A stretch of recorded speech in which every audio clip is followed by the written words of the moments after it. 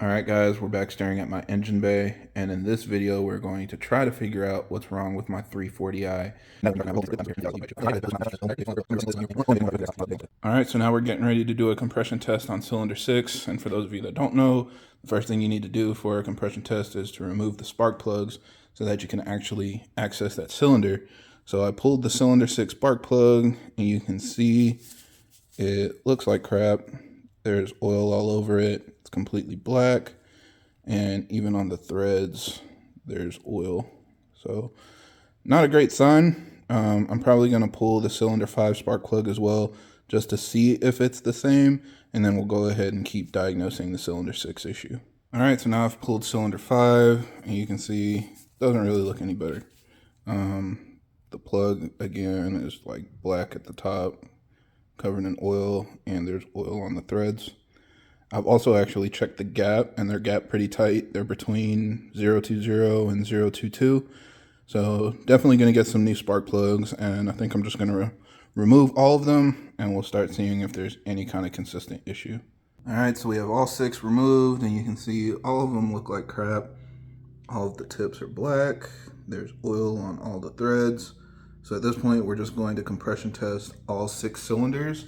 And I am thinking, just because the intake and charge pipe look like they might have been messed with, I'm going to pull those off and see if I see any oil inside of there. So I guess we'll start with that first. If that doesn't give us like a clear indication of what's going on, then we'll start doing the compression tests. So something interesting I just found while I was removing the intake is it has a Ross Racing turbo inlet.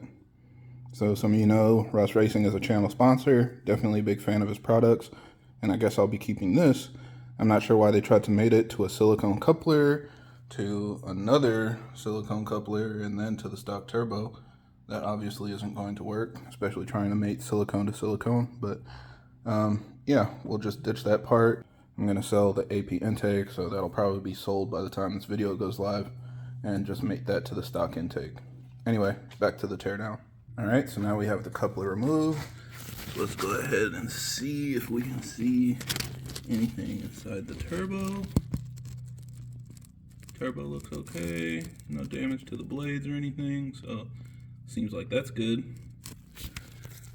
Alright, let's keep going down the rabbit hole. So now we have the charge pipe off. You can see inside there's no oil.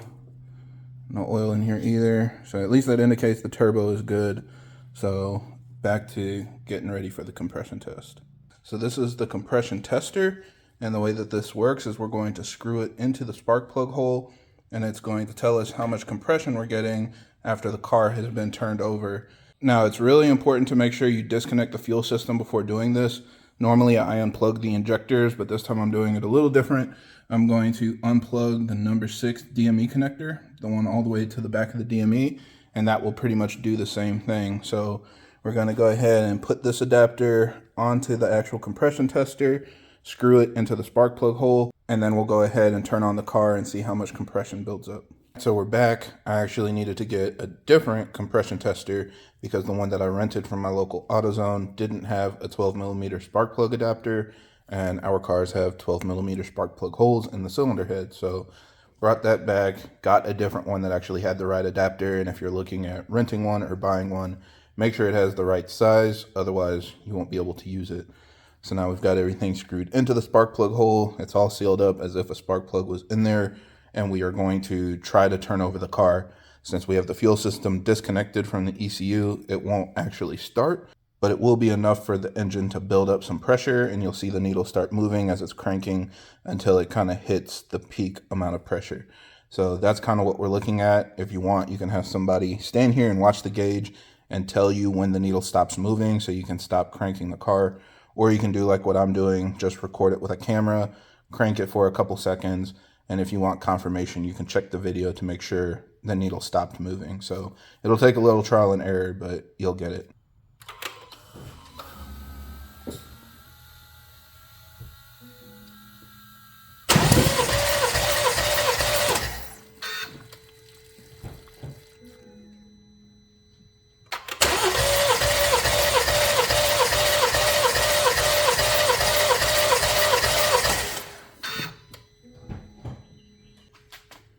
All right, right, so that looks pretty good. 240 is actually really, really high. Most cars, you want them to read at least 180. 160 is about the lowest that I've seen on a healthy engine. Technically though, just looking at the individual cylinder's pressure is not the best way to do this. These gauges can vary a lot in how they read, especially if you just rent one. They could have been dropped, beat up, and things like that. So it might not be calibrated perfectly. And instead of just focusing on each individual cylinder's compression, you want to look at how consistent they are across all 6 cylinders. So we're going to go ahead and do the other 5 cylinders and see how consistent they are. All right, so the compression test numbers looked really good. I think the lowest was cylinder 5, that was around 220 psi, and the highest was around 240. So between all of those, that's less than 10% variation. So I consider that passing. Compression looks good. Now we're going to move up to a leak down test. The leak down test is actually a step up from a compression test. So if you're able to do this, you might as well do it off the bat and it'll save you some time. The problem is you do need an air supply, so you'll need an air compressor or something to help you do this. Whereas with a compression test, you can literally just bring that gauge with you anywhere if you're looking at buying a car or something, and you can just do that test really quickly anywhere. So since I have an air supply, I'm going to take the next step up and do a leak down test. And the way a leak down test works is you're going to completely seal up the combustion chamber, close all of the valves and move the piston to the top of its stroke. And then you are going to pressurize the combustion chamber and measure how much air is leaking out. So I'm going to go ahead and show you guys how to do that. The first thing that we need to do is move the piston up to top dead center. So for cylinder 1, I've got this thin socket extension going down into the combustion chamber and just resting on top of the piston. If you have something plastic that's not sharp on the end, that's really ideal because you don't want anything that'll scratch up the top of the piston. Just because my socket extension is round on the bottom, I really wasn't too worried about it. I just gently placed it in there. And now we are going to need to crank over the crank in order to get the piston up to the top. So we're going to remove this fan shroud. The way to do that is to unscrew this screw right here and then disconnect this plug for the fan. And then we're going to unclip it down there. And you can barely see it, but down in this corner, there's also another clip. You basically push that in, and then the fan shroud will slide straight up out the top. So here we've got the fan fully removed. Just take your time with that. It's a little bit tricky, especially if you have these extra hoses for the transmission cooler. It's gonna kind of hook up on the tab, so kind of wiggle it around until you pull it out. And now we are ready to turn over the crank. So you can see I've got an E-Torx on one of the screws on the crank pulley. Just pick one, any should work, and that's going to be an E12. And use that to kind of turn the crank over, and we are going to watch the position of the spark plug extension, and that's going to be our indicator for the piston position. So as you turn the crank, it's going to slowly go up, then it's going to pause for a second and start going down. And you basically want to stop turning the crank right when it pauses at the top of its stroke, and that tells you that the piston is at top dead center.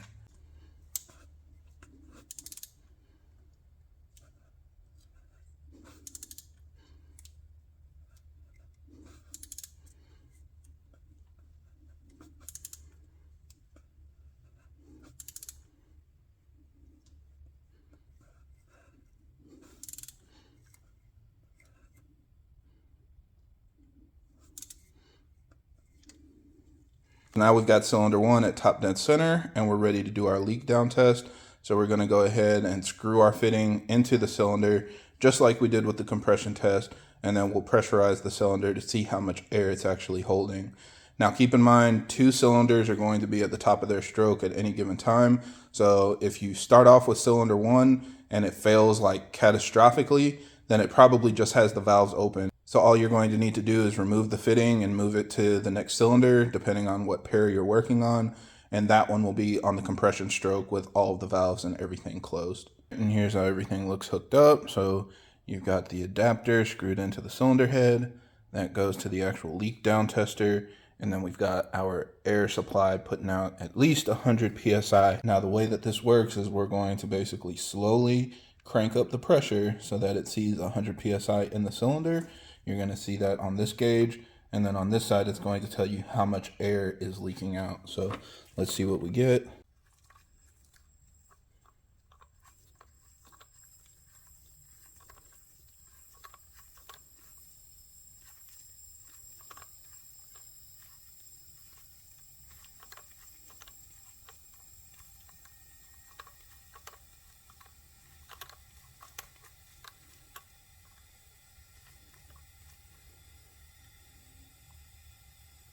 So that's actually pretty high. I'm thinking that we've got a cylinder with an open valve. So again, if you've got cylinder 1, like in my case, you'll want to switch to cylinder 6. If you put this on cylinder 2, you'll want to switch to cylinder 5. Or if you're on cylinder 3, you'll want to switch to cylinder 4. And basically going back and forth between those pairs will make sure that you're actually selecting one that's at top dead center on the compression stroke. So you can see now I've moved it to cylinder 6. And the leak down is much better, which is making me feel good. So we're at less than 5% leakage at 100 PSI. So this is a good sign. So now we're gonna go ahead and continue going through the other cylinders. So we're on cylinder 6 now, and I'll go through all of the other cylinders in order so that I can do this as quickly as possible and make sure I'm on the right cylinder for each compression stroke. So fast forward a bit, we've done a leak down on all of the different cylinders and none of them seem to have the issue. Everything is good, which I guess is good, but that also means I'm going to need to dig a little bit deeper just to make sure that I'm not missing something that could be causing a problem with my engine. Now, if you do have an issue with your leak down test and you see excessive leakage, your next step is going to be to figure out where that leakage is coming from.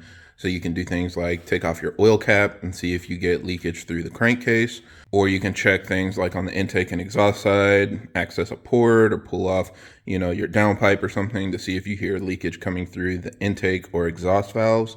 You can also even check things like your coolant cap. If you take that off and you see bubbles in there, then likely you have a head gasket issue that's pressurizing your cooling system. So a lot of different areas where the leakage could be coming from.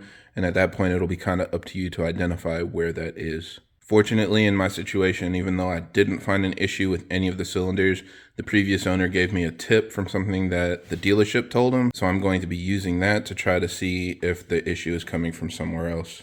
But yeah, I just wanted to make this video for now to show you guys how to do a compression test and a leak down test. So hopefully this video helps if you are trying to diagnose an issue with your engine or just test the engine health of one that maybe you're getting ready to buy or you just purchased. And yeah, I think that's it for this video. So thank you guys for watching. I hope this helps. And if you have any other questions or comments, leave them down below.